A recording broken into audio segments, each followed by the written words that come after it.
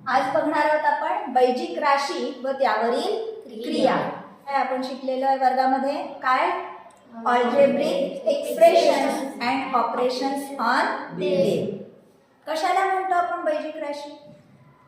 आपल्याला समजा एखादी संख्या माहिती नाहीये, हा, तर आपण कशाचा वापर करतो?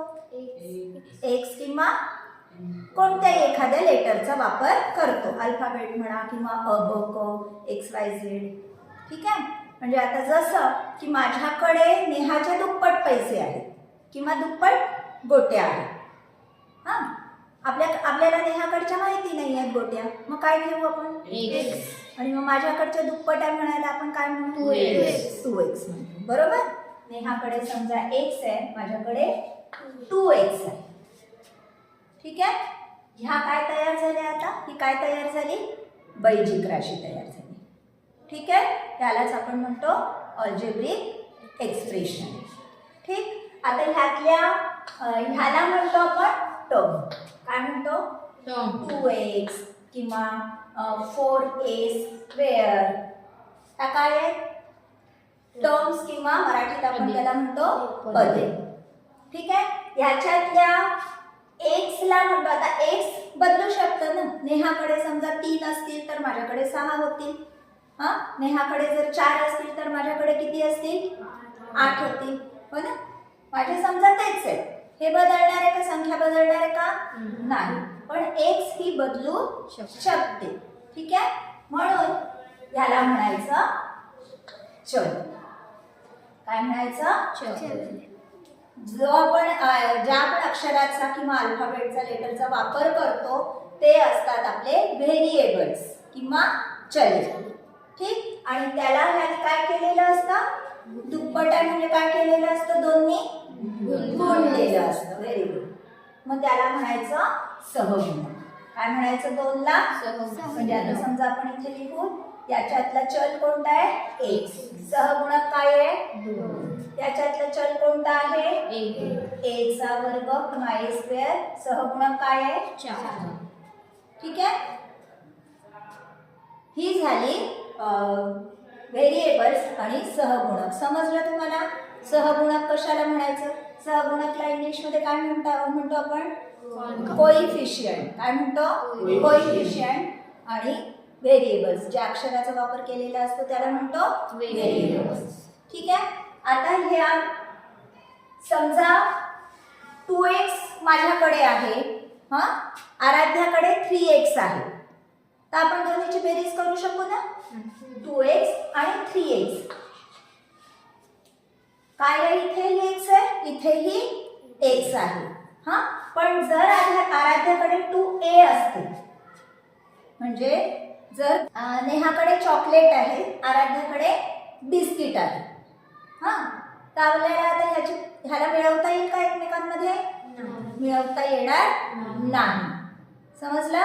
म्हणजे हे कसे झाले? वेगवेगळे दिसतात आहे. हा, जर तिच्याहीकडे गोट्याच असत्या किंवा चॉकलेटच असते, माझ्याकडे चॉकलेट असते, तिच्याहीकडे चॉकलेट असते, तर आपल्याला त्याला मिळवता येईल. सारखंच समजू त्याला आपण.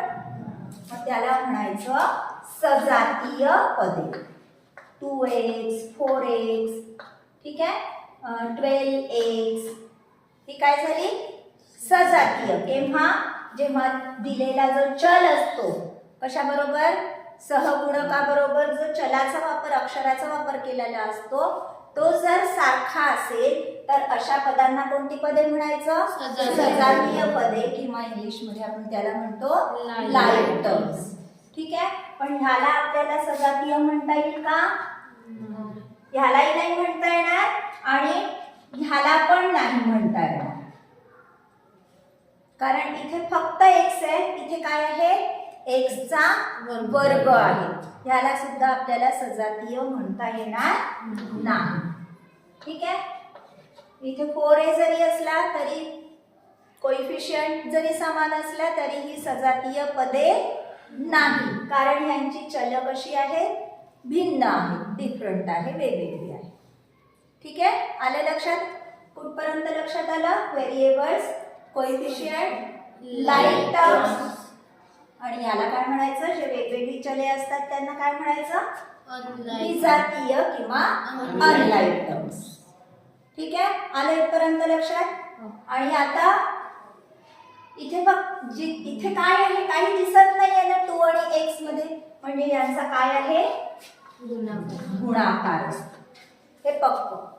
ठीक आहे, इथे सुद्धा 4x² म्हणजेच काय, 4 × x². यालाच आपण कसं लिहू, 4 × x × x.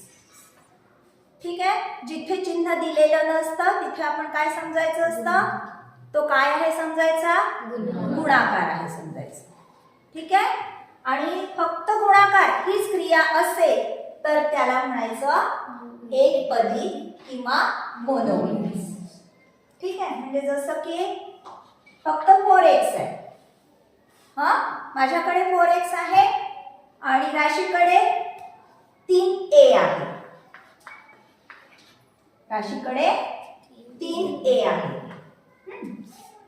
आता इथे तुम्हाला ही 2 वेगवेगळे दिसत आहेत पद, एक पद दिसतंय का, आणि इथे अजून एक क्रिया आली आहे, कोणती, बेरीज. 2 क्रिया आल्या, अशा वेळेस त्याला म्हणायचं बायनॉमियल. हा, ही एकपदी म्हणजे 4x किंवा 2a. हा, हे झाले एकपदी. इथे 4x मध्ये आपण 3a मिळवले म्हणा किंवा वजा केले म्हणा, दुसरी 3a वजा 2x. ठीक आहे, बेरीज असू दे किंवा वजाबाकी असू दे. किती दिसत आहेत तुम्हाला पद डोळ्यासमोर, 2 पद दिसत आहेत, म्हणून त्याला आपण म्हणतो द्विपदी किंवा इंग्लिश मध्ये म्हणतात बायनॉमियल्स. ठीक आहे, याच्यामध्ये अजून समजा मिळवलं आपण 4. आता इथे समजा मी म्हटलं की +2a, बघा +2a, डोळ्यासमोर किती दिसत आहेत, a 3 दिसत आहेत. हा, पण ऍक्च्युअल हे 3 आहे का, कारण तुम्ही 3 आणि 2a मिळवू शकता. 3a 2a किती होतील, 5 येतील. ठीक आहे, म्हणजे ह्यालाच आपण इथे लिहिलं तर ही किती पदी झाली मग आपली, 2 पदी, द्विपदीच. ठीक आहे, बायनॉमियल्स. ठीक, 2 पदी नाही. हा, आता इथे समजा 4x + 3a - 2z म्हणतात.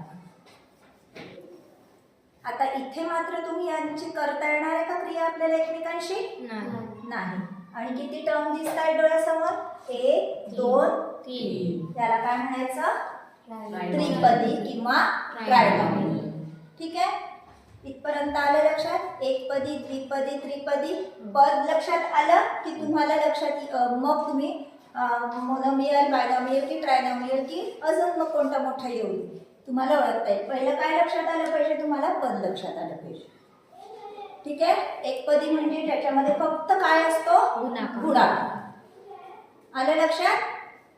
आता ह्याच्याहून ज्या मोठ्या येतील अजून, हा याच्यामध्ये अजून समजा 5m किती आले, किती दिसत आहेत समोर, 1 2 3 4 म्हणा, किंवा अजून ह्याच्यामध्ये अजून एखादा 7y, हा म्हणजे 3हून आणखीन जास्ती जिथे पदे असतील तशा याला काय म्हणायचं, बहुपदी किंवा पॉलिनॉमियल. काय म्हणायचं, बहुपदी किंवा पॉलिनॉमियल. ठीक आहे, आलं इथपर्यंत लक्षात. आता ह्याच्यावर आधारित आपल्याला बेरीज वजाबाकी पाहायची आहे की कशी केल्या जाते. हा, थोडक्यात मी एवढं आता तुम्हाला सांगितलंच आहे की बेरीज वजाबाकी कशाची केली जाते, फक्त सजातीय पदांची. ठीक आहे, एक 2x असेल आणि दुसरा 2a असेल तर आपण बेरीज वजाबाकी करू शकत नाही. ठीक, इथपर्यंत आलं. व्हिडिओ आवडल्यास नक्की लाईक, शेअर आणि कमेंट करा. आणि हो, सबस्क्राईब केलं नसेल तर अवश्य सबस्क्राईब करा, म्हणजे मी नवीन अपलोड केलेल्या व्हिडिओजचे तुम्हाला नोटिफिकेशन्स मिळतील. धन्यवाद.